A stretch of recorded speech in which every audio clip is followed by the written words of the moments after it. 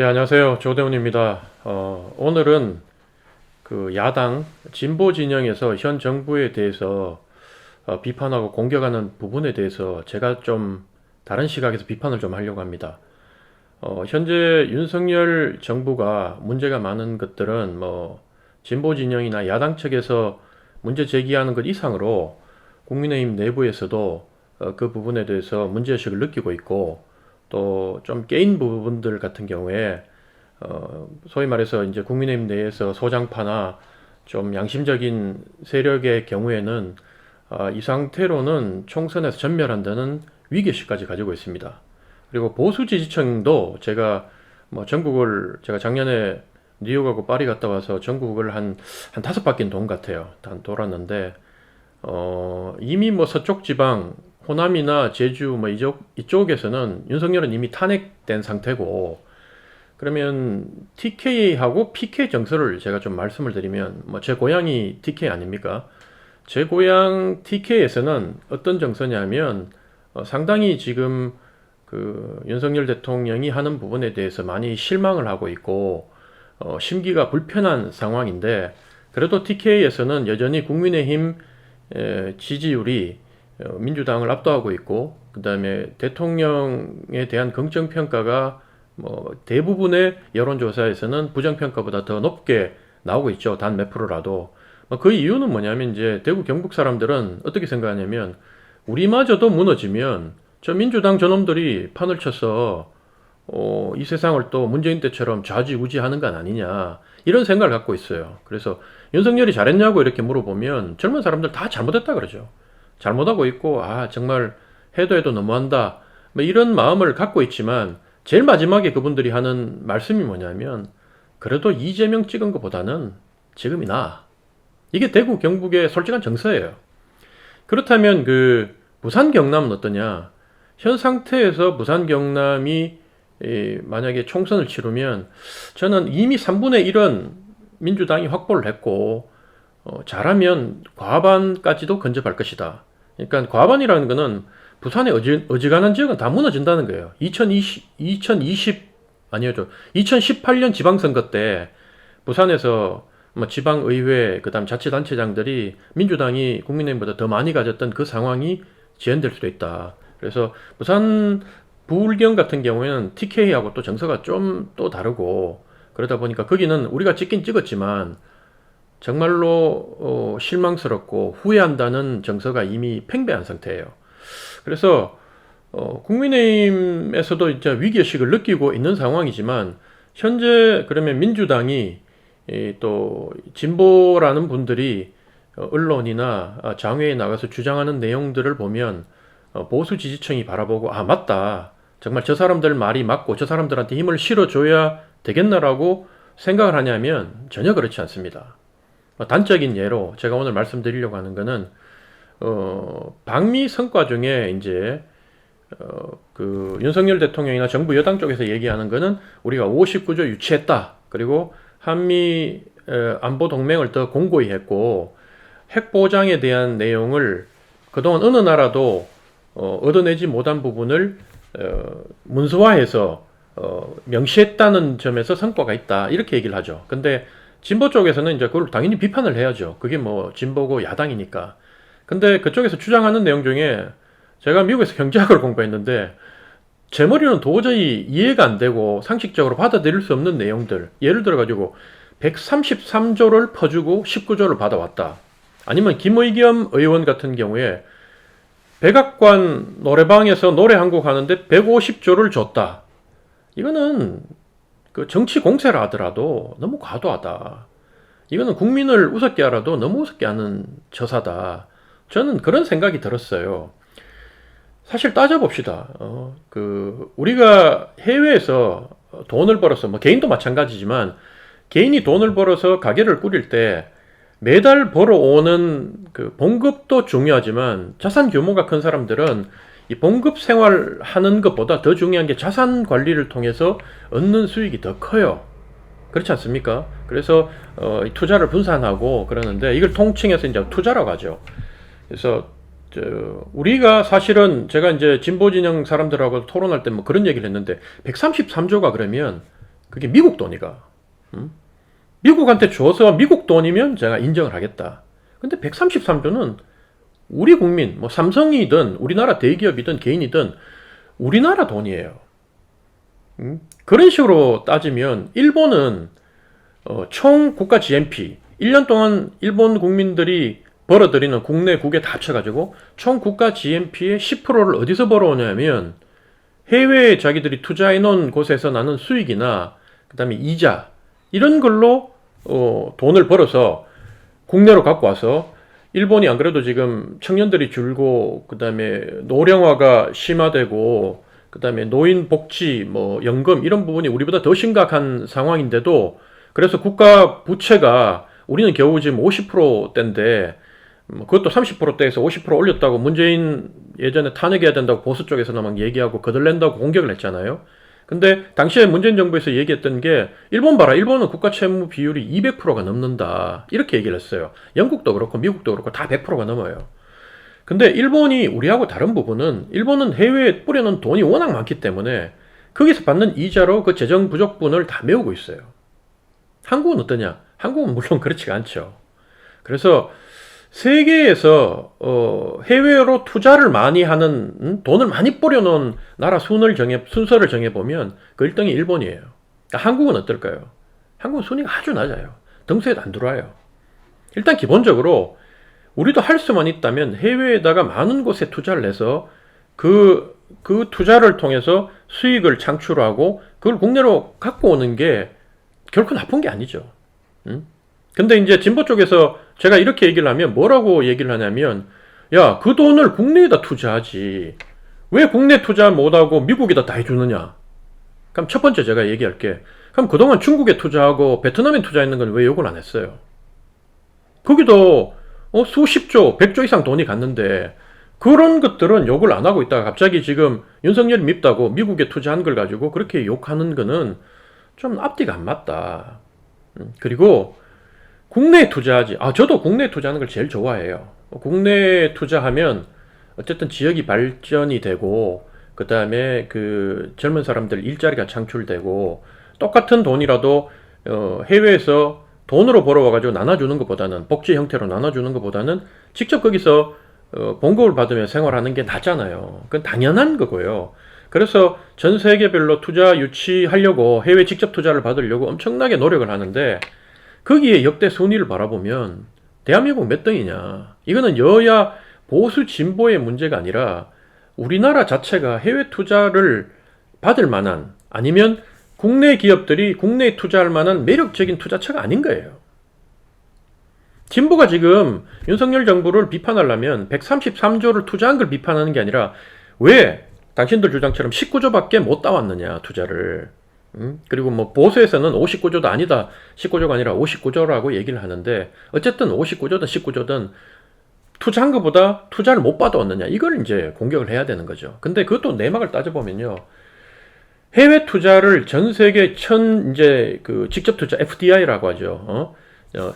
직접 투자를 가장 많이 받은 나라 순위를 정해보면 당연히 1위는 미국입니다. 4조 7천억 달러.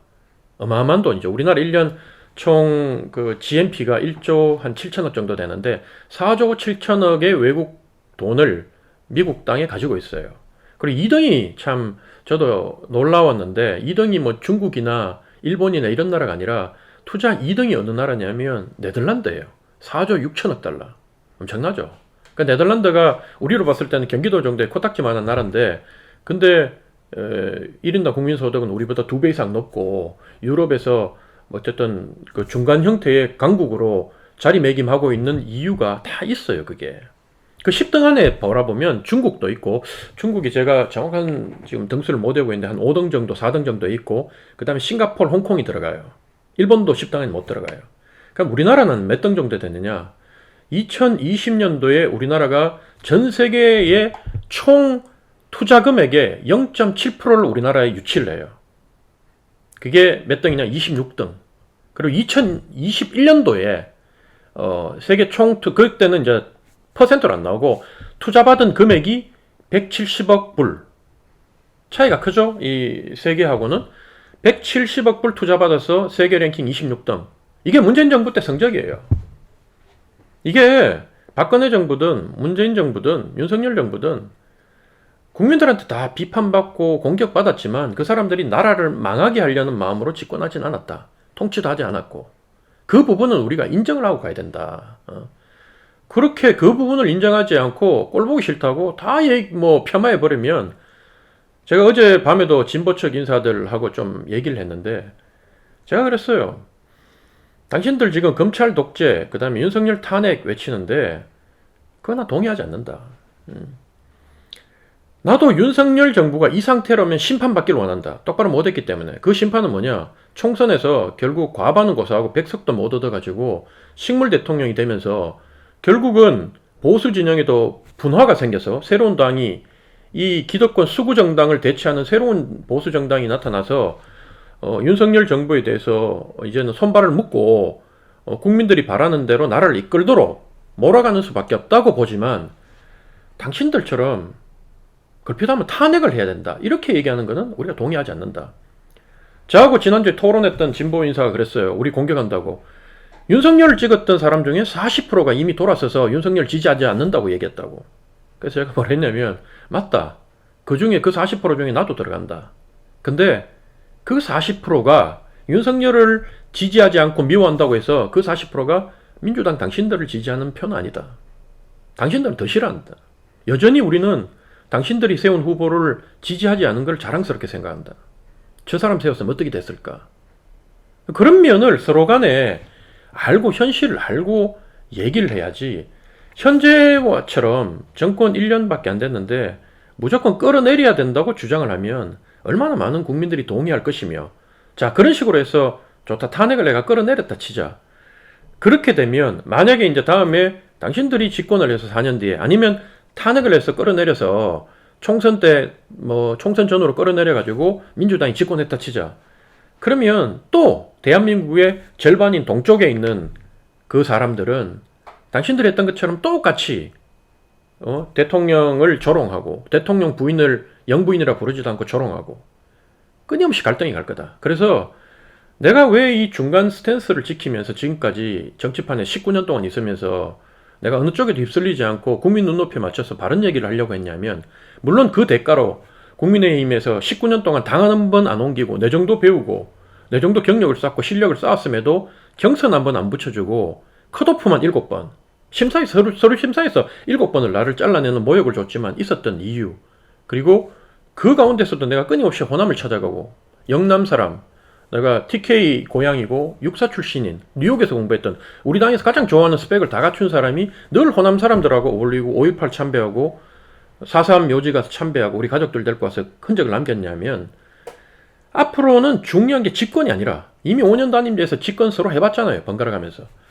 집권이 중요한 게 아니라, 집권을 해도 어떤 방식으로 집권을 해서 좌우, 그 다음에 동서, 세대, 계층, 이런 걸 다 통합해서 하나의 일치된 힘으로 국민적 역량을 끌어내서 나라를 이끌어 가느냐, 그걸 바탕으로, 통합을 바탕으로 통일까지 나아가느냐, 이런 거에 대한 늘 고민과 생각이 있었기 때문에 그렇게 양쪽에서 두들겨 맞으면서도, 양쪽에서 방송 출연 금지당하면서도 내가 지금까지 이 스탠스를 지키고 있는 거다, 이렇게 설명을 했거든요. 그러니까 그분들 중에도 젊은 분들은 조금 마음이 움직이는 것 같더라고요. 그래서 상대를 공격하더라도 너무 그렇게 못되게 하면 안 된다. 예의를 지키면서 팩트를 가지고 아픈 데를 찔러야지. 단어, 내가 요즘 봤을 때는 민주당 요즘 사람들은 정권이 너무 약하다 보니까 윤석열, 김건희 욕만 하면 쌍욕을 막 해요. 유튜브 같은 데서 하면 자기 지지층들이 열광하고 슈퍼챗 쏴주고 막 이렇게 하니까, 공부를 해도 너무 안 한다. 공부를 좀 하고 윤석열 정권을 무너뜨려야지. 그쪽 사람들 관료들이 많고 법조인들이 많고 법 따지고, 그 다음에 이 통계 수치 따지면, 지금이야 당신들 지지하는 사람들이 열광하는 그 프로그램에 나가서 있으니까 그렇게 욕을 해도 통하지만, 실제로 1대1로 딱 붙여보라고 그게 되는가? 못 이긴다. 그래서 나는 대한민국 전체를 보더라도 좀 그런 걸 좀 봐야 된다. 그래서 그런 말씀을 제가 드렸고, 그리고 또 한 가지 더 내가 말씀드리면, 제가 육사 출신 아닙니까? 제가 포병장교입니다. 근데 지금 현재 진보 진영에서 50만 발 155mm 포탄을 우크라이나에 지원했다고 마치 나라가 거들날 것처럼 안보에 공백이 생긴 것처럼 이렇게 국민들을 호도하고 선전선동하면서 국민들을 불안하게 하고 있어요. 50만 발 안 주면 좋죠. 근데 또 생각을 해보세요. 얼마 전까지 K방산이라고 한국이 이제 K 뮤직, K 드라마, 심지어 K 방산. 왜냐면 한국이 가장 군수 시장에서 급속하게 성장하는 국가 중에 한 국가거든요. 최근 한 3년 사이에. 그래서 돈이 그동안 반도체에서 돈 못 벌어온 거 무기 팔아가지고 우리가 사실은 수조 원을 지금 벌고 있는데, 대표적인 게 폴란드에다가 K9 자주포, K1 전차, K2 전차. 지금 뭐 그걸 통해서 우리가 몇 조 지금 벌고 있는 거 아닙니까?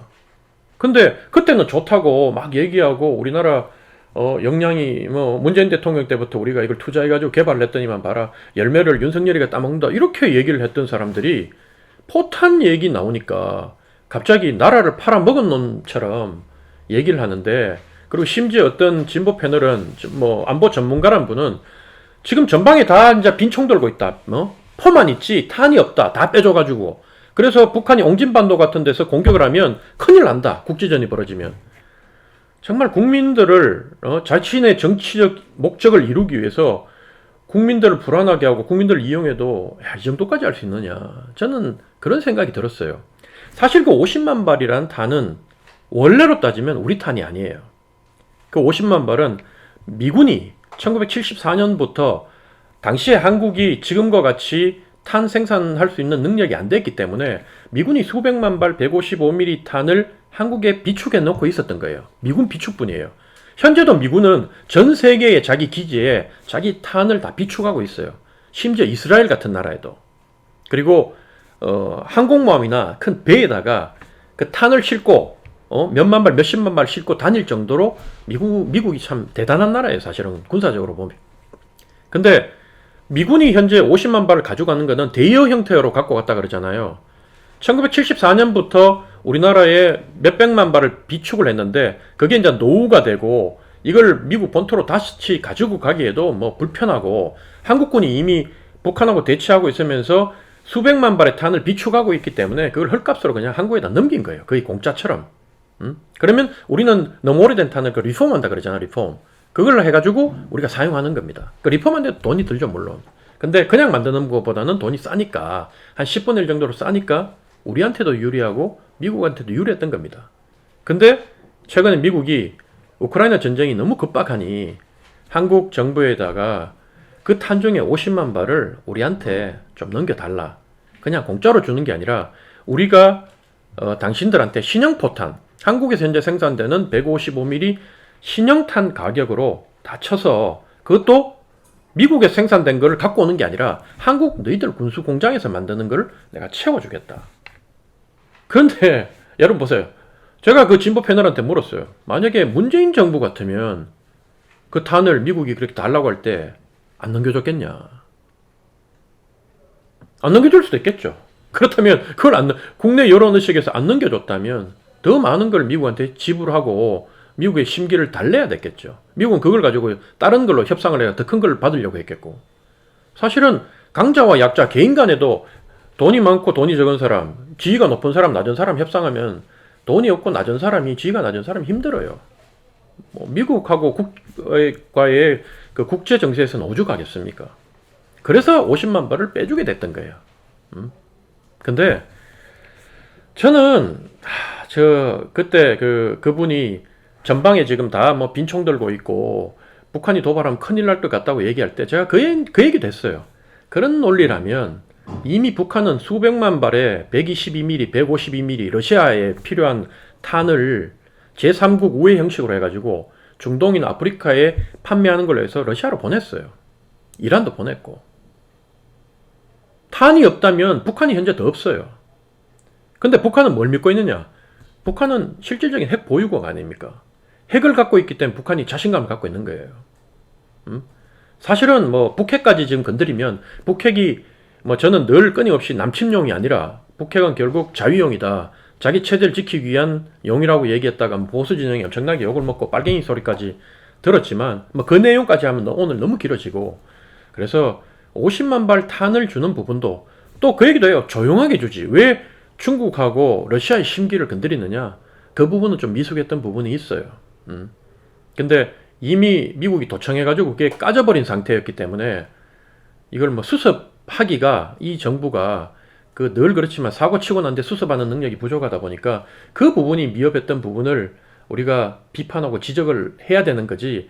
50만 발을 준 거를 뭐 50만 발 준 것까지도 제가 비판할 수 있다고 봅니다. 근데 50만 발 줘서 나라의 안보에 구멍이 뚫렸고 그걸 준 사람들은 마치 다음 정권 들어오면 전부 다 감옥 가야 되는 것처럼 얘기하는 거는 너무 과한 정치 공세다. 그리고 제가 육사 나오는데 제 동기들이 지금 사단장만 18명인데 내년에 이제 군단장을 다는데 제 주변의 동문들 봤을 때 정권 바뀌고 난 뒤에 감옥 갈 만큼 감옥 가는데도 불구하고 용기 있게 무모하게 현 정부에 충성하는 사람도 없어요.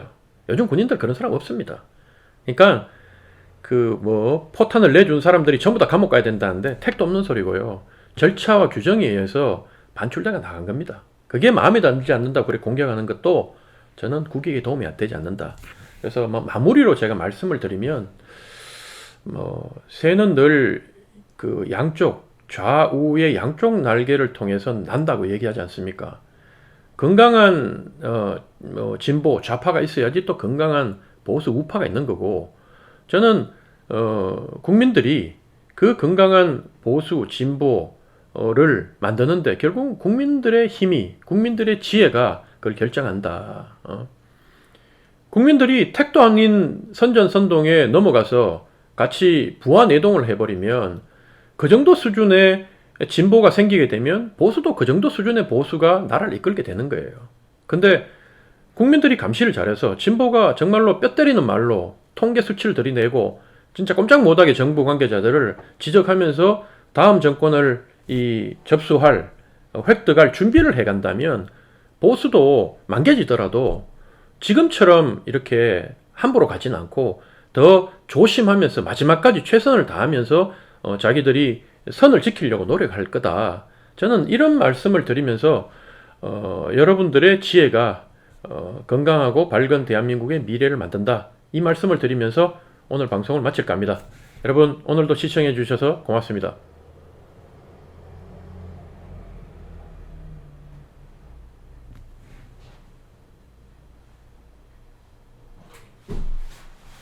예.